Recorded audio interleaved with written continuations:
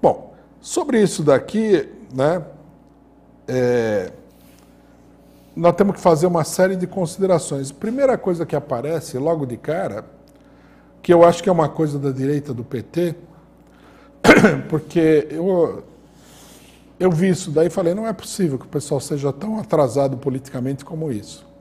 É o seguinte, não se pode criticar aquilo que é feito pelo Lula e pelo PT.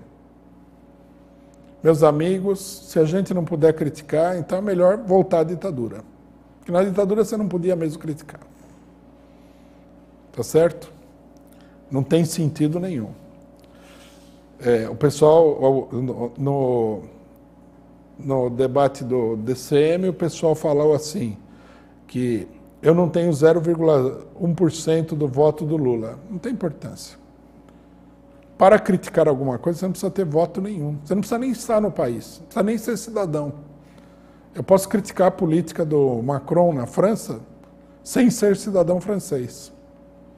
Não preciso ter voto. Depois, se a gente pegar a história do mundo e a gente pudesse, né, porque é impossível de fazer, fizesse uma contabilidade de quem teve mais voto, é tudo vagabundo e criminoso.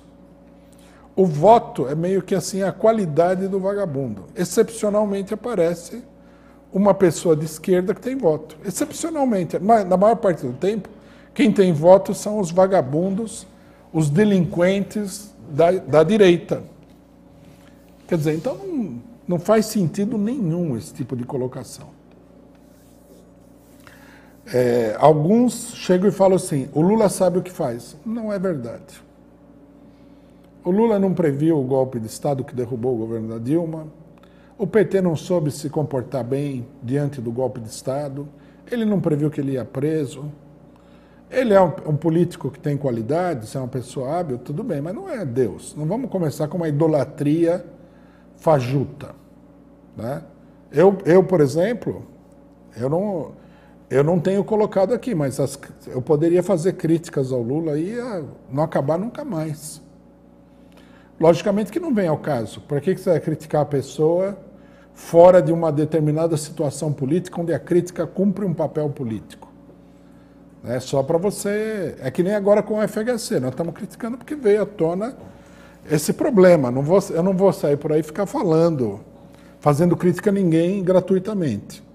Mas não é verdade. A idolatria do Lula é uma coisa totalmente negativa. Ninguém deve confiar em ninguém cegamente. É uma das piores coisas em política. Né? Eu não sei se, por exemplo, no meu caso, no caso do PCO, alguém confia em mim ou no PCO cegamente. Não confie, seja crítico. Né? Veja o que está acontecendo. Se amanhã, todos nós somos seres humanos. Se amanhã a gente começar a achar o FHC bonito, por favor. Eu hoje diria, faça um favor à humanidade, critique esse tipo de coisa. Não tem que criticar cegamente, não tem que acreditar em ninguém cegamente, tem que acreditar racionalmente. Né? A confiança tem que ter um sentido racional e crítico. Né? Outras pessoas dizem o seguinte, isso é política. Política quer dizer que o que eles querem dizer é o seguinte, política é uma bandalheira. Você faz qualquer negócio para conseguir um resultado. Primeiro que, aqui nós devemos dizer uma coisa que é o seguinte, se você fazer qualquer negócio desse resultado, você não precisava ter um engenheiro para construir uma máquina. Você põe qualquer idiota lá, ele faz qualquer negócio e a máquina funciona. Seria assim. Não é. Você agora não precisa ter uma determinada política séria, pensada, meditada. Se você cair na vida, né, se você abrir a porteira para tudo que é coisa ruim, isso daí vai dar resultado. Não é fato. Pelo contrário, em geral não dá resultado isso daí. A experiência histórica, ela não avaliza esse negócio. Né? Por exemplo, eu vejo muita gente bestamente, eu vi, né? Eu li muita coisa sobre o negócio do Lula, eu fui ver o que o pessoal estava pensando. Então, eu vi o seguinte. Bom, um cidadão voltou com o famoso negócio das diretas, né? Que assim, aquele é o exemplo da corda em casa de pessoa que foi enforcada. As diretas foi um fiasco. Foi um fracasso. As diretas, a campanha das diretas, dirigida pela burguesia, foi montada para colocar um dos piores delinquentes do MDB na presidência, que era o Tancredo Neves, que era um delinquente. Um homem que era puxa-saco da ditadura. Uma pessoa que foi acusada pelos seus próprios correligionários de ter ajudado o golpe contra o Getúlio Vargas em 54. Um bandido também, como muitos na política burguesa. Quer dizer, então o exemplo é o seguinte, vamos juntar todo mundo,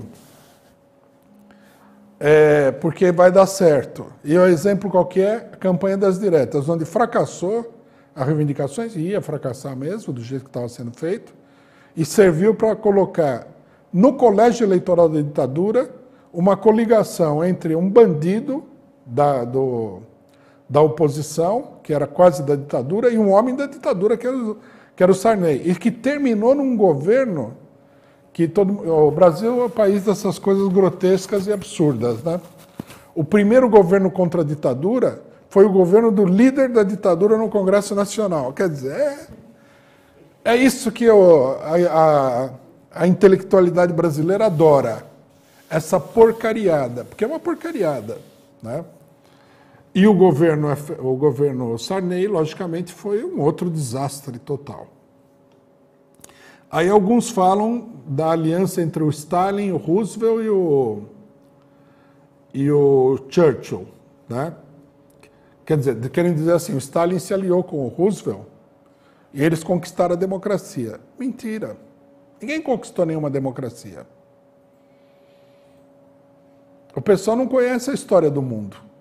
Os norte-americanos, com base nesse presente que o Stalin deu para eles impuseram a maior quantidade de ditaduras sanguinárias e ferozes que o mundo já viu até hoje.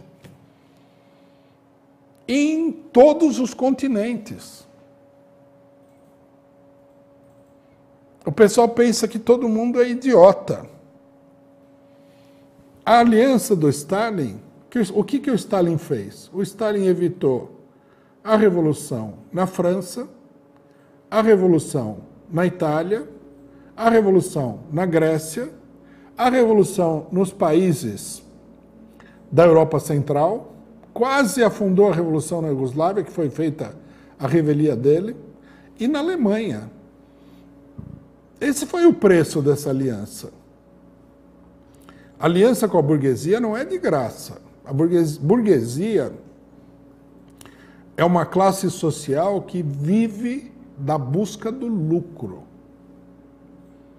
Então, quando você faz um acordo, a primeira coisa que você tem que chegar é falar o que ele vai ganhar com isso. Porque de graça não vai ser. E normalmente não. A lógica do mundo é quando a burguesia ganha, a humanidade perde. Porque ninguém ganha junto com a burguesia. Veja a situação do mundo hoje. Quanto mais aumenta o número de pessoas escravizadas, morrendo de fome, morrendo de doença, etc. e tal, mais aumenta a riqueza da burguesia. Quer dizer, o pessoal, é engraçado, né, que tem gente que gosta de literatura, mas não presta atenção, né? Não tem o famoso poema do Vinícius de Moraes que ele fala que o operário de repente percebeu que a pobreza dele era a riqueza do patrão, que as duas coisas eram a mesma coisa. E o pessoal está explicado num poema, por um poeta. Marx explicou isso no Capital também, né? Pô, vamos entender de uma vez por todas. Quando a burguesia ganha, o povo perde. Tem esse negócio. Então, né, esse negócio de isso é política, isso daí, essa frase é uma introdução à bandalheira.